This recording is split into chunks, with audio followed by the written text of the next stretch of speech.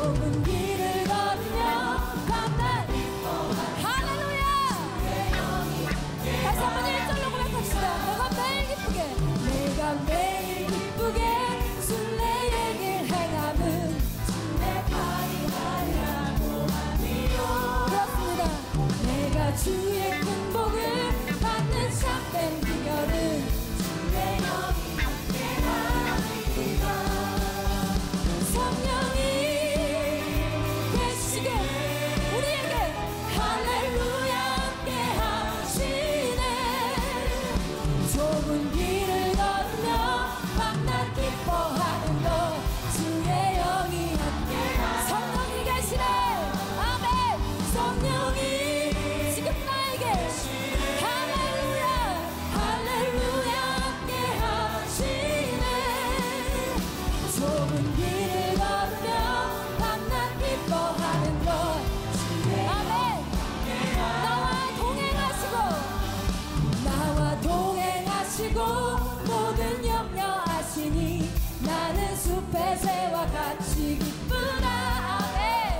내가 기쁜 마음으로 주의 뜻을 행함은 주의 영. 다시 한번 고백합시다. 나와 동행하시고 모든 영. 주님은 다 알고 계십니다. 아멘. 내가 기쁜 마음으로 주의 뜻을 행함은 주의 영이 함께하니. 성령이 계시네.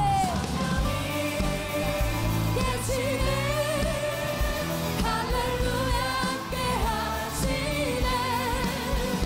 좁은 길을 걸으며 밤낮 기뻐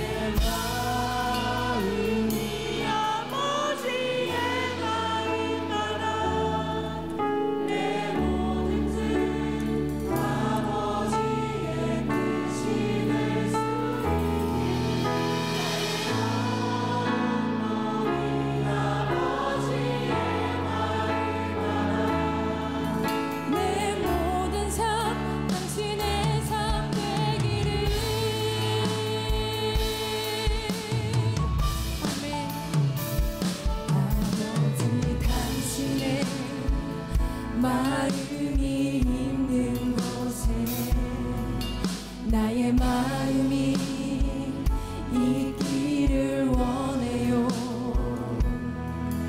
아버지 당신의 눈물이 고인 곳에 나의 눈물이 고이길 원해요. 아버지 당신이 바라보는 영혼에게 나의 두 눈이 향하길 원해요.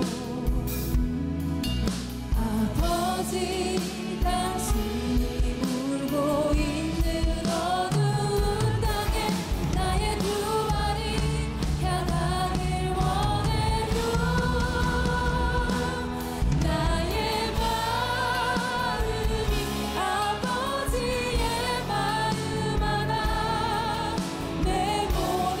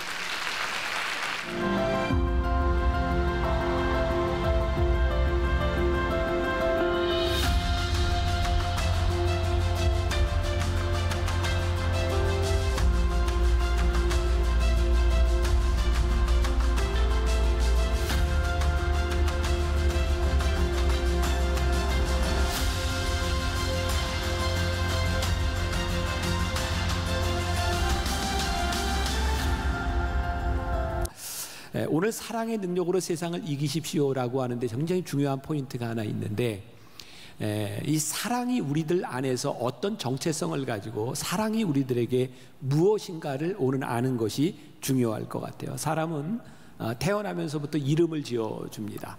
그래서 그 이름대로 불리게 되어 있죠. 오늘 말씀에 사도 요한이 그 요한 공동체를 향해 뭐라고 부르고 있죠? 1절이 어떻게 시작하죠?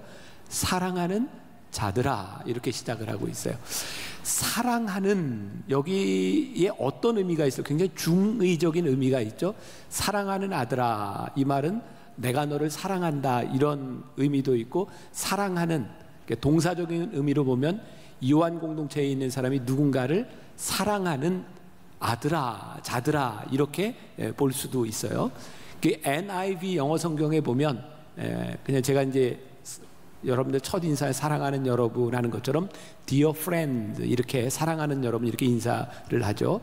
그런데 본래 그 옛날 고어 성경에 보면 이 사랑하는 이라고 하는 말이 옛날 영어 성경에는 beloved라고 되어 있어요. 수동태 형태로 되어 있어요. 뿐만 아니라 독일어 성경에 보면 geliebte라고 되어 있어요. 이것 역시 수동태로 되어 있습니다. 사도 요한이 그 요한 공동체에게, 그리고 오늘 제가 여러분들에게 이야기를 하면서 사랑하는 자들아 라고 말했을 때는 내가 너희를 사랑하는 자들이라고 하는 의미만 있는 것이 아니라 너희들이 사랑받는 자라고 하는 의미가 더 큰 것 같아요. 그러니까 오늘 우리들의 정체성, 우리가 누군가를 사랑한다고 하는 것은 우리들이 사랑받는 자이기 때문에 사랑하는 자로서의 정체성을 가지고 있어요. 아마 오늘 말씀 때문에 하나님이 저에게 그런 일을 일으키신지도 모르겠다는 생각이 드는데, 지난주하고 이번 주 2주 동안 저는 굉장히 마음이 이렇게 뭐라고 표현을 해야 될까요? 이렇게 죄스럽다고 표현을 해야 될까? 굉장히 힘들었어요. 연말이 돼서 이제 뭐 교회 일이 바쁘고 이제 힘든 것도 있지만, 제가 이런 실수를 거의 하지 않는데 지난주에 아침에 일어나는데 자면서 제가 계속 그런 생각을 했어요. 야, 알람이 울릴 때가 됐는데 왜 안 울리지? 그리고 계속 잤어요. 이 울릴 때가 됐는데 근데 알람이 안 울리는 거예요. 안 되겠다 싶어서 일어났더니 한 6시 반쯤 됐어요. 6시 반이면 제가 벌써 나와서 교회 준비하고 어머니 기도실에 있어야 될 시간인데 6시 반에 일어나서 깜짝 놀라서 그 핸드폰을 보니까 제가 왜 그렇게 놨는지 모르겠는데 알람은 울려놨는데 주말이 안 돼 있더라고요. 주중에만 알람이 울려 있고. 그래서 고쳐놨어요. 주말에도 울리도록. 난 분명히 고쳐놓고 이제 잠을 나왔고요. 오늘도 동일한 일이 일어났어요. 잠을 자는데 알람이 울릴 때가 됐는데 안 울리는 거예요. 이거 왜 안 울리지? 일어나 봤는데 또 6시 반이에요. 그래서 깜짝 놀라서 또 보니까 누가 이걸 이렇게 해놨는지 모르지만 휴일은 제외를 이렇게 해놨더라고요. 내가 해놨겠지? 그래서 깜짝 놀라서 다시 이제 그것도 이제 고쳐놓고, 그리고 이제 옷을 갈아입고 늦게 어머니 기도실에 내려갔어요. 그리고 하나님 왜 자꾸 이렇게 제가 실수를 하죠? 이러면서 이렇게 앉아 있는데 갑자기 그런 말씀이 떠오르는 거예요. 하나님이 사랑하는 자들에게 잠을 주시고, 하나님이 나를 사랑하시는구나. 저 정말 너무너무 힘든 그런 시간들을 지나가고 있는데 하나님이 나를 사랑하시는구나. 그러면서 사람이 완전할 수 없는데, 실수할 수 있는데 하나님이 나에게 잠을 주셨구나. 그래서 제가 사랑을 받고 여기 나왔어요. 괜히 얘기했나 보다. 네. 여러분, 김춘수 시인의 꽃이라고 하는 시를 아시나요? 처음에 이렇게 시작한, 내가 그의 이름을 불러주기 전에는 그는 다만 하나의 몸짓에 지나지 않았다. 내가 그의 이름을 불러주었을 때 그는 내게로 다가와 꽃이 되었다. 굉장히 아름다운 시죠.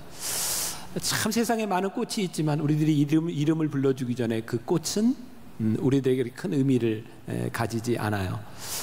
하나님께서 우리를 사랑하는 자라고 하는 그 아이덴티티, 그 정체성이 우리들에게 오기 시작할 때 우리는 과거에도 하나님의 사랑을 받은 자로, 지금도 하나님의 사랑을 받는 자로, 또 앞으로도 하나님의 사랑을 받을 자로 살아가요. 이 요한복음은 끊임없이 우리들에게 사랑에 대한 이야기를 하고 있어요. 요한일서 3장 11절에도 우리는 서로 사랑할지니 이는 너희가 처음부터 들은 소식이라. 요한은 계속해서 우리들에게 사랑에 대한 이야기를 합니다. 그런데 오늘 아주 중요한 것은 이 사랑의 아이덴티티, 이 사랑의 정체성을 가지는 데 있어서 우리들이 분별할 게 있다라고 말하고 있어요. 오늘 여러분들이 분별이라고 하는 말을 기억해야 합니다. 1절을 제가 다시 한번 볼게요. 사랑하는 자들아, 영을 다 믿지 말고 오직 영들이 하나님께 속하였나 뭐라 하라고요? 분별하라. 많은 거짓 선지자가 세상에 나왔습니다. 영을 다 믿지 말고 너희들이 하나님께 속하였나 분별하여 보라. 자, 이때도 영적인 그런 혼란스러움이 있었던 거예요. 우리들을 참 당혹스럽게 하는 것 중에 하나가 이런 겁니다. 내가 기도하는 사람인데 내가 영적으로 이야기하는데, 그러면 영적으로 분별할 능력이 없거나 영적으로 자신이 없는 사람은 그 영적이라고 하는 말로 인해서 굉장히 혼돈 가운데 처하게 됩니다. 그래서 성경은 우리들에게 얘기합니다. 너 분별해야 된다. 근데 분별의 기준이 있어요. 그 영이 하나님께 속하여 있는지. 근데 문제는 우리들이 하나님께 속하여 있는지 아닌지를 모르는 거죠. 하나님께 속하여 있다라고 하는 것은 무슨 의미일까요? 저는 하나님과 교제 가운데 있는 거예요. 근데 또 우리들의 문제가 있죠. 하나님의 교제 가운데 있는지 없는지 우리가 그것을 어떻게 알 수 있을까요? 우리가 하나님과의 교제 가운데 있다면, 하나님께 속하여 있다면 우리들의 행동, 우리들의 말, 우리들의 기대가 분명한 것이 있어요. 지지난주에도 여러분들에게 소개한 책인데 A.W. 토저의 하나님을 향한 열정이라는 책에 보면 이런 글이 나옵니다. 공감이 갈 거예요. 한번 들어보세요. 어떤 이들은 위로를 얻기 위해 교회에 간다. 평안과 위로를 얻기 위해 교회에 가라고 권하는 사람도 있다. 그러나 교회는 위로를 찾는 곳이 아니라 구원을 주는 복음을 듣는 곳이다. 위로받는 것과 구원받는 것은 너무나 다르다. 위로를 얻었지만 결국에는 지옥에 가는 사람도 있다. 반면 자신의 죄를 깨닫고 심한 가책과 두려움을 느끼지만 회심하여 결국 천국에 가는 사람도 있다. 아마 여기 있는 많은 사람들이 말씀을 통해서, 기도를 통해 위로를 받고 싶어하는 사람들이 있을 거예요. 위로를 받는 것이 잘못된 것은 아닙니다. 그러나 교회는 위로를 받는 것이 아니라 복음을 듣는 것, 그 복음이 무엇인지를 깨달아 아는 것. 그래서 우리들이 예배를 드리고 말씀을 들을 때 우리들에게 평안해지는 것도 축복이지만 더 큰 축복은 말씀 가운데 우리들이 불편해지고 우리들이 회개하고 하나님 앞에 나아가는 것은 훨씬 더 소중한 일이에요. 이 분별하라라고 하는 말이 영어 성경에는 영어로 테스트해보라 이런 말입니다. 또 메시지 성경에는 신중하게 생각하고 따져보라 이런 말이기도 합니다. 여러분들은 신앙생활하면서 믿음에 대한 의심이 들 때가 있어요, 없어요? 있어요. 의심이 들 때 의심하라 이 말입니다. 생각해 보라는 말입니다. 맹목적으로 믿어라 이것이 아니라 우리들이 믿음 생활을 하면서 믿음에 대해 깊이 의심도 하고 생각하고 그리고 고민하게 될 때 이것이 우리를 묵상으로 이끌고, 우리들이 말씀을 묵상하기 시작할 때 우리를 신앙의 성숙으로 이끌어줘요. 근데 우리가 고민하지 않고 분별하지 않으면 우리의 믿음이 어떻게 가는지를 알 수 없어요. 지난 금요일에 우리 교회 금양로 때 김명선 간사죠, 시선이라고 하는 우리가 잘 아는 찬양을 만든 김명선 간사가 간증을 했어요. 가까이 할렐루야 교회 찬양사역자로 있지만 뭐 우리가 이렇게 교제가 있는 것이 아니니까 그런 일이 일어났는지 몰랐어요. 1년 전에 30대 후반의 남편이 세상을 떠났어요. 참 이해할 수 없는 일 가운데 하나였죠. 남편이 아파서 병원을 간 게 아니라 본인이 아파서 응급실에 들어갔다가 남편한테 기침을 하니까 당신도 한번 검사를 받아보라고 그렇게 해서 검사를 받았는데 암 말기였어요. 더 이상 손을 쓸 수 없는 상태였대요. 그런데 기도하는데 하나님께서 정말 묘하게도 마음에 확신을 주시는데 요한복음 12장에 죽은 나사로를 살리신 이야기 있죠. 내가 믿으면 영광을 보리라. 그 말씀 가운데 확신을 얻었대요. 하나님께서 살려주시리라. 물론 병원에서 생각했던 4개월보단 훨씬 오래 살았지만 결국은 지난해 남편이 병원에서도 더 이상 손 쓸 것이 없다고 이제 호스피스로 가라고, 그래서 말기 암 환자들이 있는 곳에서 세상을 떠났습니다. 그 김명선 간사는 이렇게 이야기합니다. 너무나 혼란스러워서 이해할 수가 없었더라고. 내가 믿으면 영광을 보리라고 하나님께서 분명히 말씀해 주셨고 나는 믿음을 가지고 있었는데 어떻게 그렇게 되었는지 이해할 수 없느라고, 혼란스럽다고. 근데 그렇게 말씀을 묵상하고 고민하며 혼란스러워하는 과정 가운데서 하나님께서 깨닫게 하신 것이 있는데, 내가 믿으면 영광을 보리라, 이 말씀을 깨닫게 하셨는데, 남편이 주어진 시간보다 더 긴 시간을 지나면서 하나님 앞에 영광스러운 모습으로 죽음을 맞이하는 모습을 깨닫게 하신 거예요.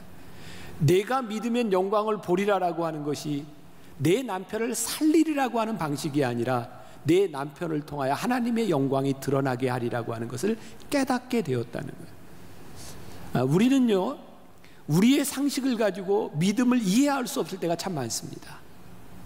우리의 능력으로는 이해되지 않는 것들이 참 많습니다. 그런데 우리들이 고민하며 묵상하고 분별하기 시작할 때 우리들에게 믿음이 구별되기 시작하고 우리들에게 건강한 믿음이 들어오기 시작해요. 그래서 오늘 이 분별하라고 하는 말은 굉장히 중요한 일이고, 우리가 하나님께 속하였는지, 혹 영적으로 이야기하는 사람이 하나님께 속하였는지를 아는 순간 우리들이 하나님께 속한 자가 될 때 비로소 우리는 믿음으로 책임적인 인간이 되기 시작합니다. 그래서 이 분별 굉장히 중요한 일이죠.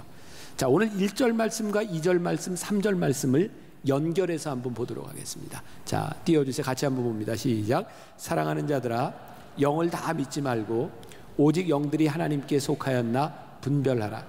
많은 거짓 선지자가 세상에 나왔습니다.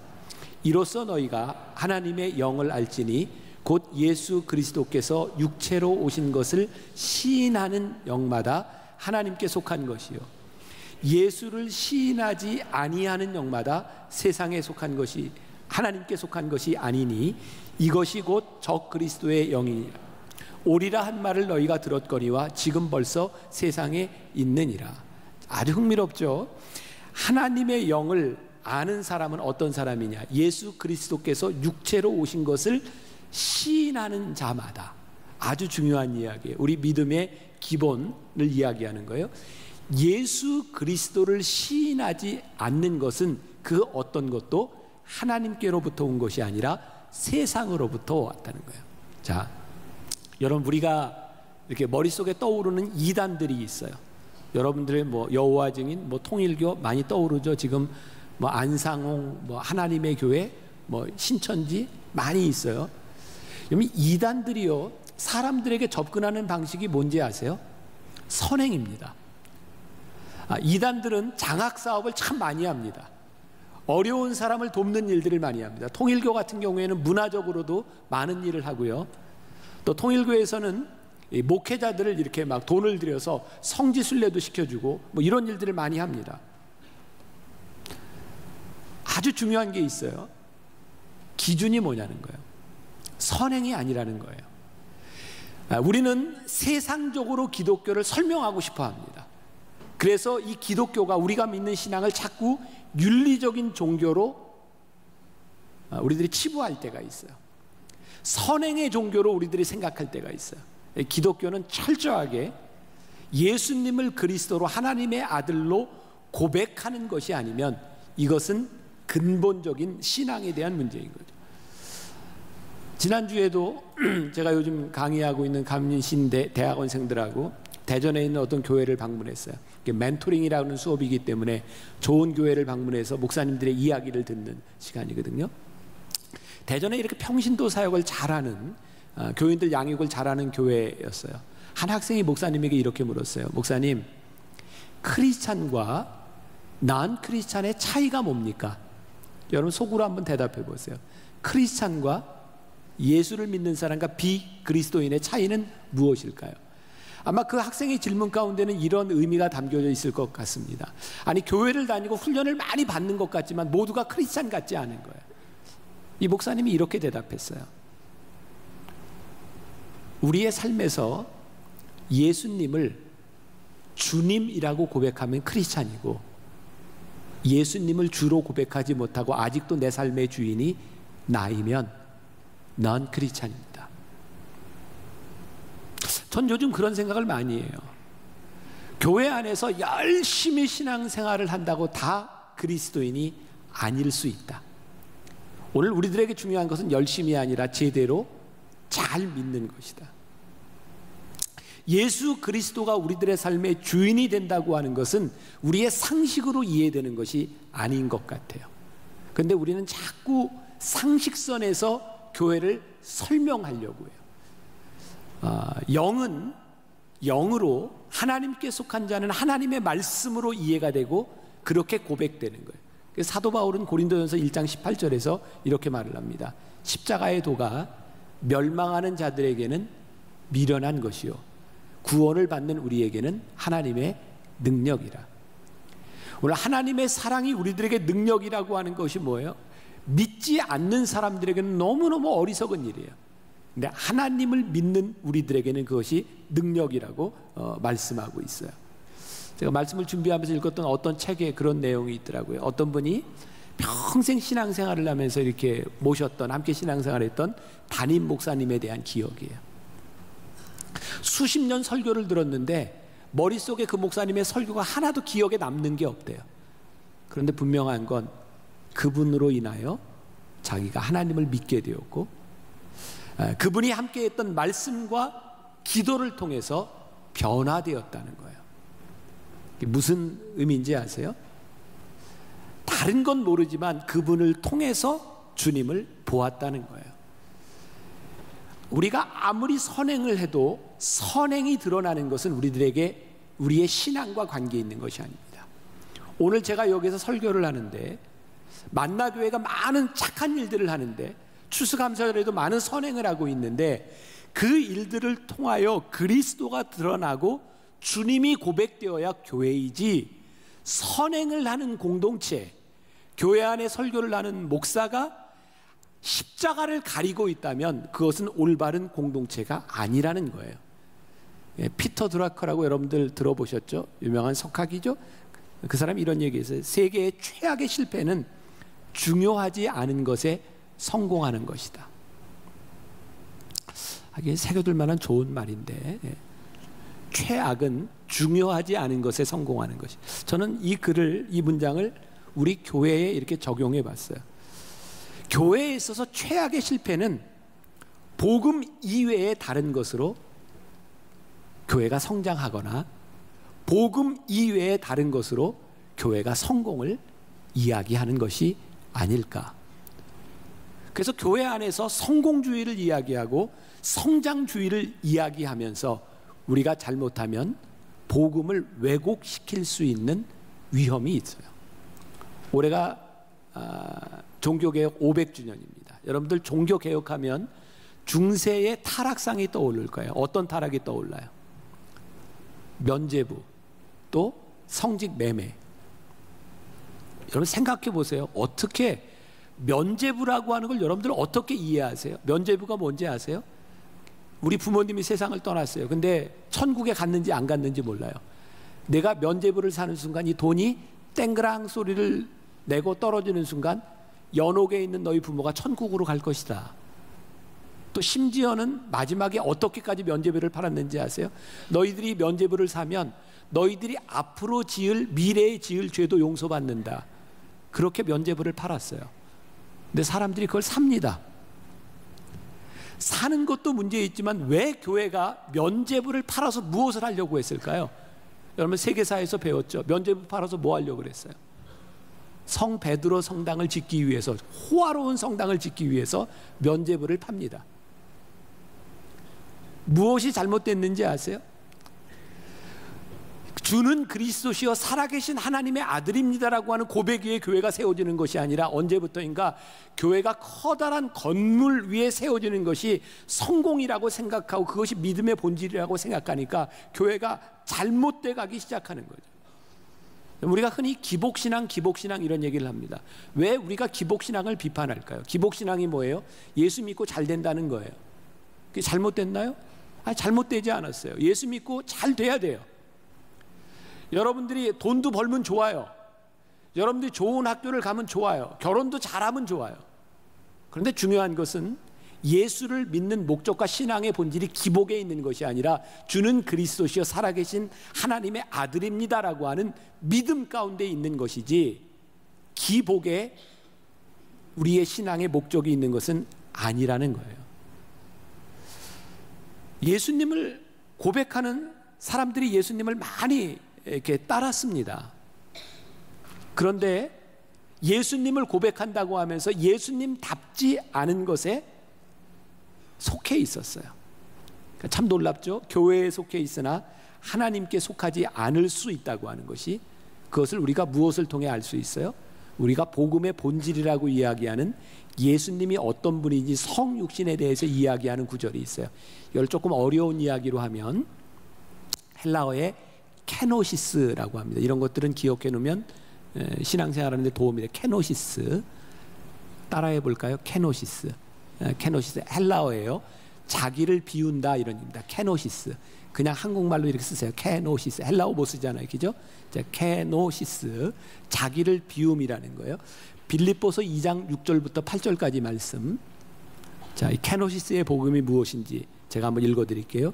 그는 근본 하나님의 본체시나 하나님과 동등됨을 취할 것으로 여기지 아니하시고 오히려 자기를 비워 종의 형체를 가지사 사람들과 같이 되었고 사람의 모양으로 나타나서 자기를 낮추시고 죽기까지 복종하셨으니 곧 십자가에 죽으심이라.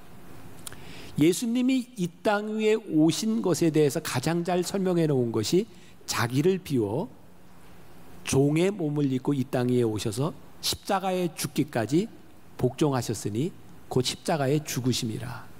우리가 믿는 분이 누구예요? 이 예수님을 우리가 믿어요. 우리가 이 예수님을 주라고 고백해요. 그런데 어떻게 이 예수님을 주라고 고백하는 공동체에서 교회를 짓기 위해서 면죄부를 팔 수 있어요? 어떻게 이 주님을 고백하는 공동체에서 성직자들이 더 높은 자리에 올라가기 위해서 돈을 가지고 성직을 살 수 있어요? 우리가 예수님을 주로 고백한다면 절대로 할 수 없는 일들이 벌어지고 있었다는 거예요. 우리가 분별해야 될 필요가 있어요. 우리들이 구별해야 되는 거예요. 여러분, 우리를 변화시키는 것은 선행이 아닙니다. 우리가 예수 그리스도의 사랑으로 변화된 우리가 선행을 하는 것이지 선행이 우리를 구원시켜주는 것이 아닙니다. 우리가 믿어야 되는 게 뭐냐? 우리가 믿어야 되는 게 오늘 본문 말씀 5절과 6절 같이 봉독해 볼까요? 그들은 세상에 속한 고로 세상에 속한 말을 하며 세상이 그들의 말을 듣느니라. 우리는 하나님께 속하였으니 하나님을 아는 자는 우리의 말을 듣고 하나님께 속하지 아니한 자는 우리의 말을 듣지 아니하니 진리의 영과 미혹의 영을 이로써 아느니라. 세상에 속한 자는 뭘 들어요? 세상의 말을 들어요. 그러니까 세상에 속한 자는 세상의 논리와 세상의 상식을 가지고 설명하려고요. 하나님께 속한 자는, 하나님을 아는 자는 우리의 말을 알아요. 우리의 말이 뭐예요? 하나님께 속한 것, 하나님의 언어를 알아요. 그러니까 우리가 믿는 신앙은 상식으로 이해되는 것이 아니라는 거예요. 여러분, 예수를 믿지 않아도 정말 천성적으로 착한 사람이 있어요. 예수를 믿는 우리보다 더 선하게 사는 사람이 있어요. 선하게 사는 것과 구원을 받는 것은 다른 차원의 문제입니다. 미안하지만 이렇게 신앙생활을 잘하는 우리들이 세상보다 더 나쁜 성격을 가지고 있는 사람이 있어요. 또 막 누구 생각나죠? 아유, 걔. 제가 정말 예수 믿는 건 불가사의한 일이야. 진짜 어떻게 저렇게 예수를 저렇게 믿어? 저도 여러분들도 우리들이 하나님 앞에 부족할 뿐만 아니라 다른 세상 사람들에게 비교해도 부족한 것이 참 많아요. 근데 하나님이 부족한 우리를 자녀로 삼아 주신 것을 믿는 믿음으로 우리들이 여기에 앉아 있어요. 교부였던 어거스틴은 교회를 병원과 같은 곳이라 이렇게 말을 했어요. 여러분들에게 물어볼게요. 중증 환자는 큰 병원, 좋은 병원에 갈까요? 아니면 안 좋은 병원에 갈까요? 다시 물어볼게요. 중증 환자가 많은 병원이 좋은 병원일까요? 중증 환자가 하나도 없는 병원이 좋은 병원일까요? 저는 중증 환자가 많은 병원은 병원의 명성이 있어서 찾아가는 곳이라고 생각해요. 그러니까 저는 어쩌면 이 교회 공동체 안에는요, 우리들이 예수를 믿고 나쁜 사람이 되어도 좋다 이런 것이 아니라 이 세상의 모든 문제와 인격적인 결함을 가진 자들이 앉아 있는 것이 정상이라고 생각해요. 그래서 우리가 좋은 교회라면 여기 문제 있는 사람이 좀 많은 게 더 좋은 교회가 아닐까. 제가 너무 억지스러운가요? 제가 무슨 얘기를 하고 싶어요? 교회 공동체는 완전한 사람들의 모임이 아니라 예수 그리스도를 주로 고백하는 어떤 사람들도 함께 할 수 있는 공동체가 교회라는 거예요. 자, 누가복음 23장에 보면 참 우리들이 받아들이기 싫은 말씀이 있어요. 예수님 십자가에 달려 돌아가실 때 양편의 강도가 있었어요. 예수님처럼 그들도 십자가에서 죽습니다. 여러분, 예수님 당시에 십자가에서 죽는다고 하는 것은 무슨 의미일까요? 흉악한 죄를 저지른 사람입니다. 이들은 절대로 선한 사람이 아닙니다. 근데 그 중에 하나가 예수님을 저주하고 죽어요. 그것까지 괜찮아요. 저놈은 원래 그런 놈이니까. 근데 십자가에 죽는 한 사람이 죽기 전에 예수님에게 이렇게 말해요. 예수님, 나를 기억해 주세요. 그랬더니 예수님이 누가복음 23장 43절에서 이렇게 말씀하세요. 내가 진실로 내게 이르노니 오늘 내가 나와 함께 낙원에 있으리라 하시니라. 이게 무슨 말일까요? 구원 받았다는 거예요. 우리가 깨닫게 되는 중요한 진리가 있죠. 선행으로 구원을 받는 것이 아니라 예수님을 믿는 믿음으로 구원을 받는 것이구나. 이게 상식적으로 이해가 되세요? 복음은 상식이 아니라 하나님이 우리들에게 주신 은혜로 우리들이 이해할 수 있는 거예요. 이 요한복음을 쓰고 있는 요한일서를 쓰고 있는 사도 요한은 본래 이렇게 사랑스러운 사람이 아니었어요.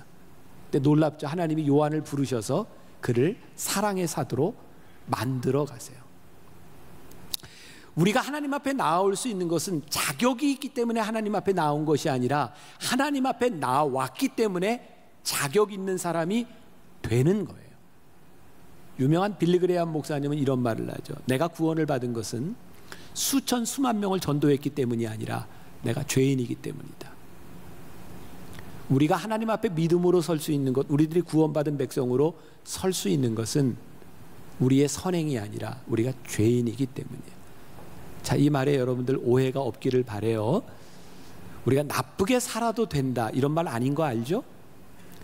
우리의 가장 기본적인 신앙의 기준이 되는 것은 우리의 믿음 위에 세워지는 것이다. 자, 마태복음 16장 16절에 유명한 사도 베드로의 고백이 나옵니다. 예수님께서 물으시죠. 사람들이 나를 누구라 하느냐? 너는 나를 누구라 하느냐? 그랬더니 베드로가 주는 그리스도시요 살아계신 하나님의 아들입니다.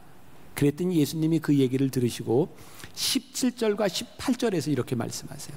예수께서 대답하여 이르시되 바요나 시몬아 내가 복이 있도다. 이를 내게 알게 하니는 혈육이 아니요 하늘에 계신 내 아버지시니라.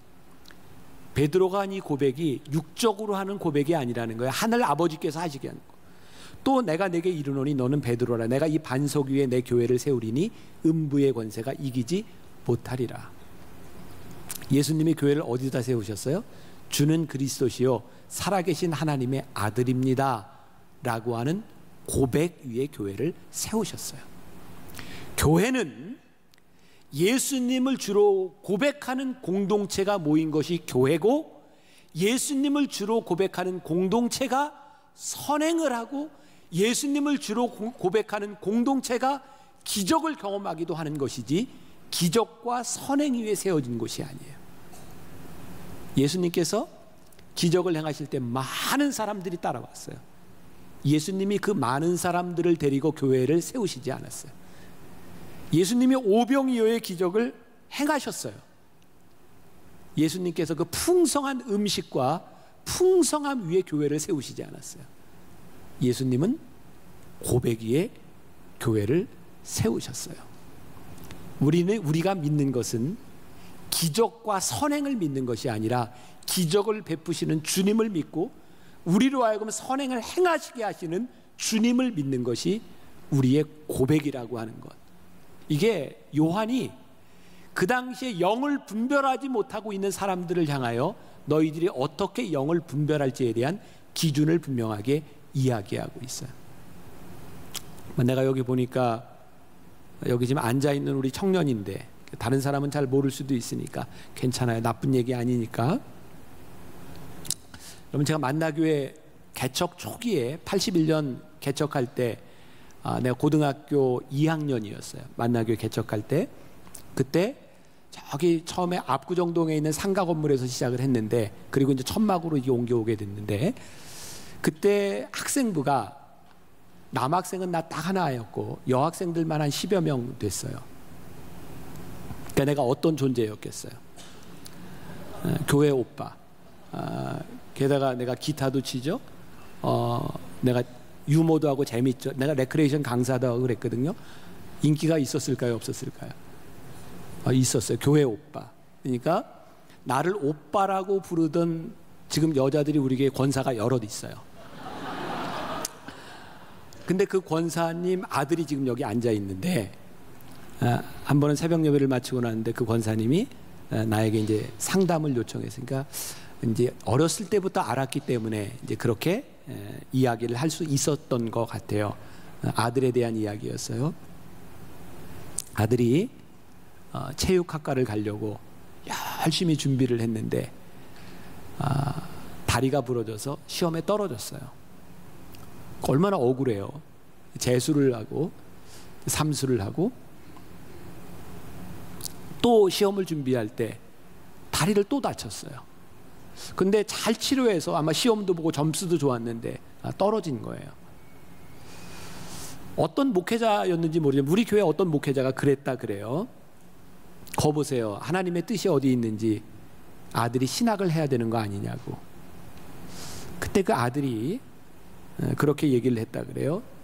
아무리 생각해도 나에게는 소명도 없고, 그 아들의 표현에 의하면 모든 대학에 떨어졌다고 찌질하게 신학을 하는 건 하나님의 뜻인 것 같지 않다고. 그 상태에서 저와 상담을 하게 된 거예요. 내가 그때 이야기를 했는지 아니면 지금 이것이 이제 답이 될지 모르겠지만 제가 이렇게 이야기를 하고 싶어요. 내가 대학에 떨어졌다고, 네가 시험 준비를 하다가 다리가 부러졌다고 예수님이 너의 주가 아니니? 아니요. 대학에 떨어져도 여전히 주님은 우리의 주님이세요. 다리가 부러져도 주님은 여전히 우리들의 주님이세요. 나는 예수님이 우리를 신학을 하라고 다리를 부러뜨리거나 대학을 떨어뜨리게 하시는 분은 아니라고 생각해. 물론 그럴 수도 있어요. 하나님의 방법은 틀리니까.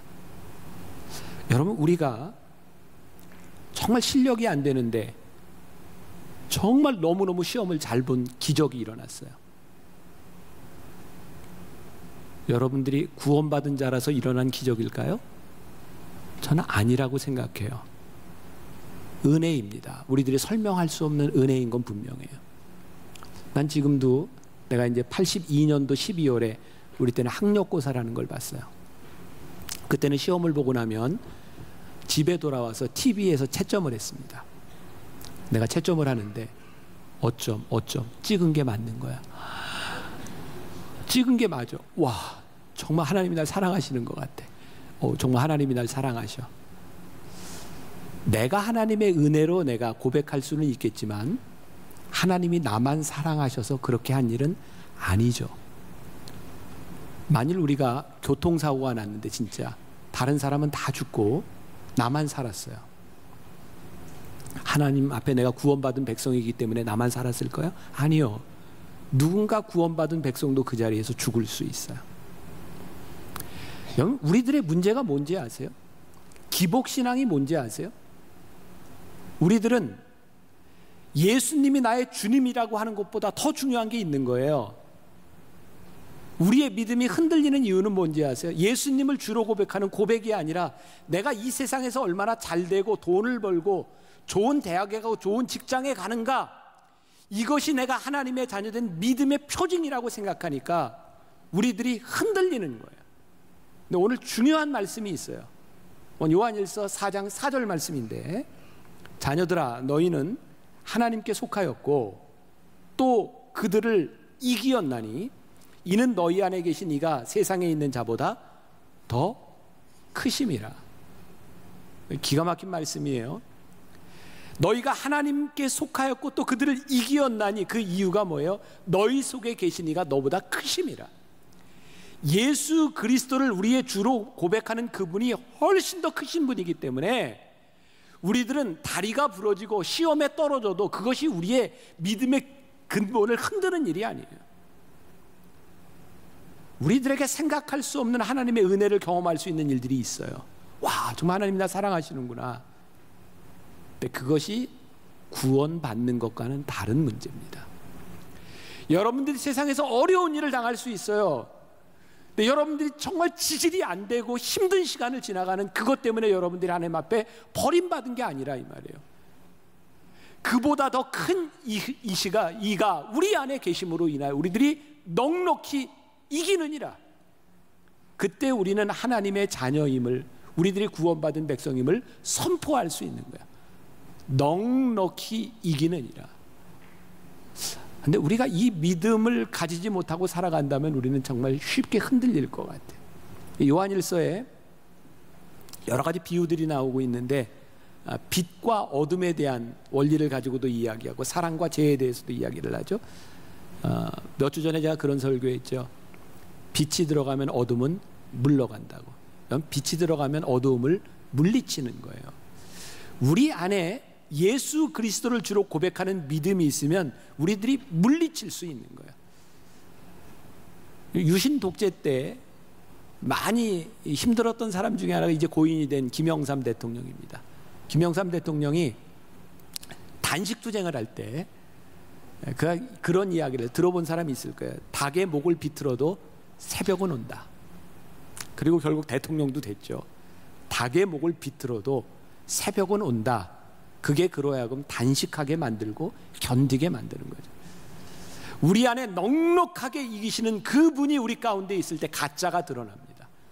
근데 우리들이 신앙생활을 하는데, 우리들이 이 세상에서 살아가는데 가짜를 드러나게 하지 못하고 세상에 속한 것을 세상에 속한 것이라고 이야기하지 못하고 하나님께 속한 것을 하나님께 속한 것이라고 말하지 못한다면 우리들이 진짜가 아닌 거예요.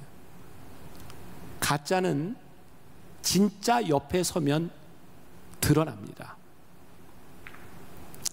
수년 전인데 제가 중국의 베이징에 유학생들을 위한 집회를 갔을 때, 그때가 5월 아니면 10월이었던 것 같아요. 6월 내 결혼기념일이 꼈든지 우리 집사람 생일이 꼈든지 오래돼서 언제는 잘 기억이 안 나는데, 아무튼 그 기념일을 빠졌기 때문에 내가 이 기념일을 어떻게 모면하지 막 이제 이런 고민을 하고 있을 때 같이 갔던 그 장로님이 하루는 나에게 그 쉬는 날 북경에, 지금은 뭐 그 짝퉁시장이 그렇게 많이 있는지 모르겠어요. 짝퉁시장에 가자고. 그냥 가서 뭐 이렇게 물건을 고르는데 사실은 내가 우리 집사람한테 이게 뭘 해야 되는지 이렇게 못했다 그랬더니 그분이 이런 얘기를 하는 거예요. 목사님, 여기 가면 진짜 똑같은 거 있어요. 내가 상표는 뭐라고 얘기를 못해. 무슨 똥 이렇게 들어가는 건데 이거 가져다 주면 진짜 사모님 감쪽같이 속을 거예요. 그래서 나한테 그분이 이걸 사줬어요. 짝퉁도 똑같은 가격이 아니더라고요. 비싼 짝퉁과 싼 짝퉁이 있더라고요. 그걸 내가 의기양양하게 들고 왔잖아요. 들고 오자마자 죽는 줄 알았어요. 아예 사오지를 말지 이런 똥을 사왔냐고. 근데 보니까 바느질이 너무 조잡하대요. 이건 누가 봐도 짝퉁이래요. 근데 내가 그거를 봤어야 알지. 내가 그 샵에 들어가 봤어야 진짜인지 가짜인지 알지. 제가 분별을 못했어요. 왠지 아세요? 진짜를 모르니까. 우리들의 신앙의 문제가 뭘까요? 가장 핵심적인 우리의 믿음의 고백이 없어요. 주는 그리스도시요 살아계신 하나님의 아들입니다. 그분이 나의 삶의 주인이십니다. 그분이 나의 삶을 이끌어 가십니다. 사도 바울은 로마서 8장 37절에서 그러나 이 모든 일에 우리를 사랑하시는 이로 말미암아 우리가 넉넉히 이기느니라. 우리를 사랑하시는 이로 말미암아 우리가 넉넉히 이기느니라. 핑계대지 말라는 거예요. 우리가 진짜 예수님을 믿고 진짜 믿음을 고백을 하면 넉넉히 세상을 이길 뿐만 아니라 참된 능력이 거짓을 드러나게 할 것이라는 거예요. 그러나 우리가 교회를 보는 근본적인 우리의 시각과 우리의 마음이 핏값으로 세워주신 이 교회가 얼마나 귀한지를 우리들이 마음에 알고 그 교회를 소중히 여기는 마음이 있어야 할 텐데, 우리가 너무 쉽게 허물고 쉽게 상처를 주고 있구나. 제가 오늘 여러분들에게 하고 싶은 말은 분별하라는 거예요. 분별하라. 모든 것이 다 똑같은 것이 아니라 이 세상 많은 것들 가운데서 여러분들이 영적으로 분별할 수 있는 사람이 되었으면 좋겠다. 그리고 정말 능력은 믿음의 고백 위에서 세워진 교회, 세상을 넉넉히 이길 수 있는 세상의 논리가 아닌 교회, 그것이 하나님께서 세워주신 교회라고 하는 것을 여러분들이 좀 알고 가슴에 품고 세상으로 나갔으면 좋겠고, 교회의 문제뿐만 아니라 여러분들이 믿음으로 고백하는 그 믿음의 고백 때문에 내가 넉넉히 이길 수 있는 그 믿음을 가지고 여러분들이 세상으로 나갈 수 있기를 주님의 이름으로 간절히 축원합니다.